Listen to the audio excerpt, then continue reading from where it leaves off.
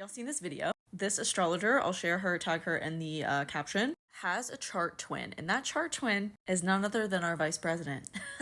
Her whole video on this is about free will, which is totally a factor as well. But we can also see that in the chart because of degree theory. I have a whole lesson on degrees and decans as well and how to read them in my intermediate astrology level 2 course. I'm going to walk you through what I mean in this video because we can see the differences in them as people because of the degrees of their angles and their houses, because we're looking at this using Placidus house system, which is a lot more nuanced than whole sign. They're literally born minutes apart, so we can see this with twins as well. But anyways, her Leo rising is at 26 degrees, which is a Taurus degree. Taurus is a sign of realness. It's a sign of embodiment, of really truly being who it is. Both of their chart rulers are their Leo sun. Since they're Leo rising, the sun rules Leo, their sun's in Leo, so their chart rulers are sun in Leo. But hers expresses through the lens of Taurus and through the kind of flavor or energy of Taurus because it's at the 26th degree. Now, JD Vance's Leo rising is at 27 degrees, which is a Gemini degree.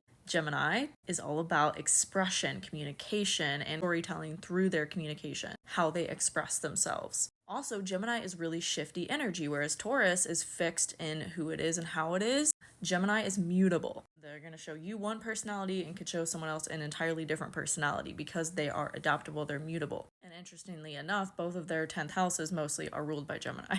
So they're meant to be known for expressing their ideas and their information, but they go about it in totally different ways because of their midheaven and what degrees that is in. So this astrologer has her midheaven at 20 degrees of Taurus, which is a Scorpio degree, another sign of being real through passion, obsession, seeing through bullshit, calling it out. JD Vance's midheaven, however, is at the 22nd degree, which is a Capricorn degree. Political, governmental, all about status, being put together, presenting oneself in a structured way. Versus this astrologer's midheaven is in the degree of the occult, Scorpio. So she's meant to be known for that energy, hence why she's an astrologer. There's so much more I can go into, like the subtle differences on their chart. Degree theory is so cool. If you want to learn it from me, come join my intermediate level 2 astrology course. Have you ever looked at the degrees of your chart placements and your angles? Let's chat about it in the comments.